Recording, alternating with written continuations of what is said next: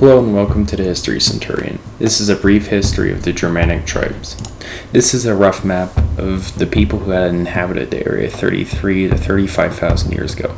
However, the Germanic tribes had arrived later, and they had either kicked out the people who had lived or integrated with them.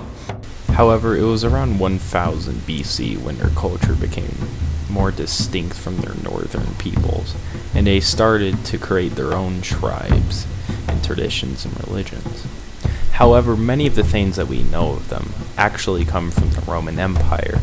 Since the Germanic tribes were tribal people, they weren't good at keeping artifacts or writing down things such as the Romans.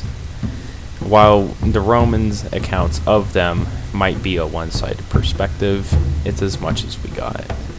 Any belief that these people were peaceful was simply not true. They would war with each other and would war even with other tribes of Europe. The Romans would see that these were a people without any infrastructure, just live completely tribal lives. And they would call them such as barbaric, hence the name barbarians. Many people think this is the word that you might coin for some kind of brutal savages or something, but this is actually just the Roman word for what they would call them. They were known as the barbarians, and these barbarians were known to attack their captured cities in Gaul, or captured cities in northern Italy, and so on and so forth. They were a very religious people and had a multi-god type religion. It's a form of paganism, if you would say. However, a lot of the names for that we call Monday, Tuesday, Wednesday, Thursday, and Friday actually come from the names of their gods. Not exactly, to be exact, the actual name, since it was a different language, but our names for the days are very similar sounding. Since it was the Romans who had recorded most of their history, this is what we are going to be focusing on.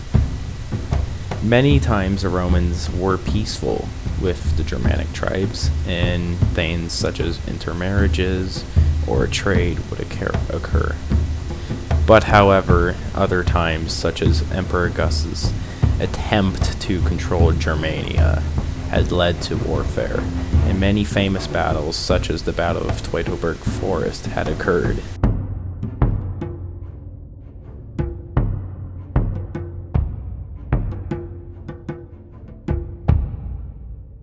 Unlike Gaul, it was very hard for the Romans to even try to get control of Germania, as the conditions of thick forests and swamps made it very difficult to march armies through.